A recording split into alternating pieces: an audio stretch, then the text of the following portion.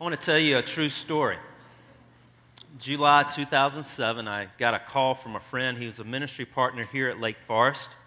And this is a guy that I'd become really good friends with. I connected with him at one of our very first men's retreats. And I spent some years watching him really grow in his faith. Well, Rick wanted to have lunch. He and his wife, Becky, had had a lot of marriage problems in the 6 years that I had known him.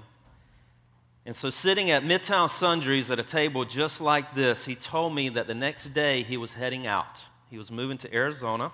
He was leaving his wife. He was done. And he went on to tell me that he made sure that he was done. He did something that he knew that she wouldn't forgive him for. He had had an affair. And he hadn't told her about the affair, but he just told her that he was done, he was leaving, no kids, and so I can just head out. I was furious. I was hurt. I was disgusted. I was sad. I was enraged.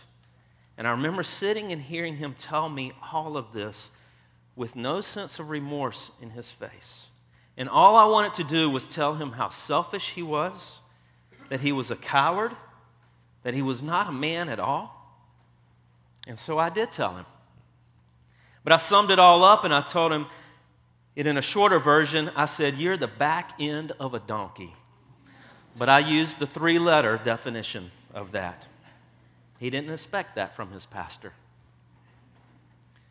But I went on and I told him, but as your friend and your pastor, there can be forgiveness. And so we talked for a while, but that next morning he left and he moved to Arizona. He still wanted and needed my friendship. But it was so hard to figure out, how do I be his friend? How do I love him? But I determined that I'm going to speak truth to him, and at the same time, I'm going to show and live out amazing grace. I told him that you need to know that I'm praying for you. That's the grace. But you need to know what I'm praying for you. I am praying that the Lord makes you miserable until you come back and you face exactly what you've done. I gathered 4 other men that were a part of his life, and we committed to not letting Rick run. We loved him. We spoke hard truth to him. And when he didn't want to hear it, we spoke it louder, we spoke it harder, and we kept pursuing him.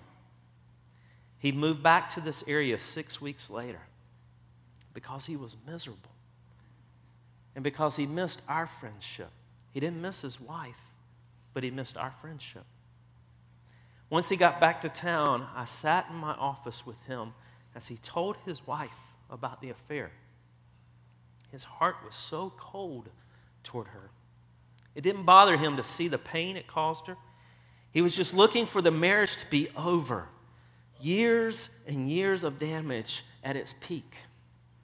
And over the next weeks, I focused on caring for Becky's heart, getting her the help that she needed, while at the same time trying to be his friend. We all 3 sat in my office again a few weeks later. Rick was waiting to hear from Becky that the marriage was done. She's done.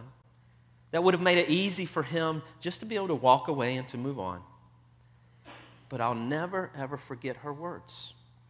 She looked at him and she said, "Everything in me wants nothing to do with you. You disgust me. But I don't want to look back 5 years from now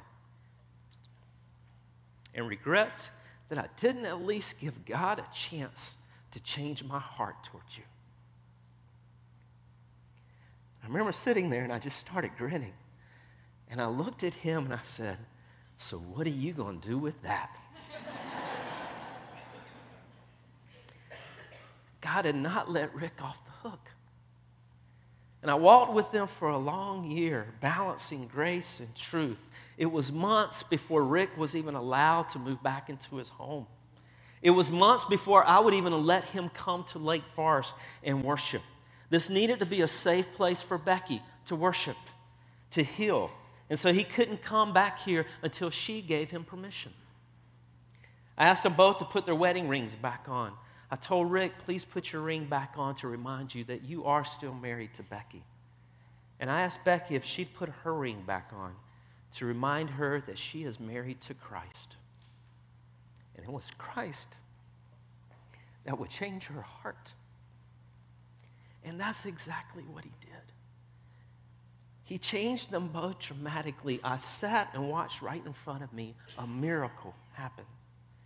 Today, Rick and Becky are a huge part of Lake Forest. They have a beautiful little girl that means the world to my wife and I.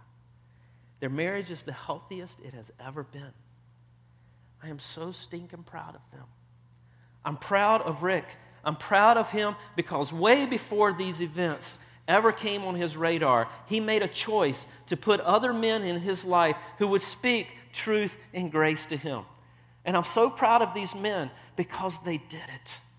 They pursued him in the hard places. But I'm mostly proud of Becky, who took the truth that the very grace that Jesus had given to her, it needed to be given to Rick. Well, Becky, it's been 3 years. And I'm so glad that you have no regrets for trusting God with your heart. This is Rick and Becky's story of discovering God's story.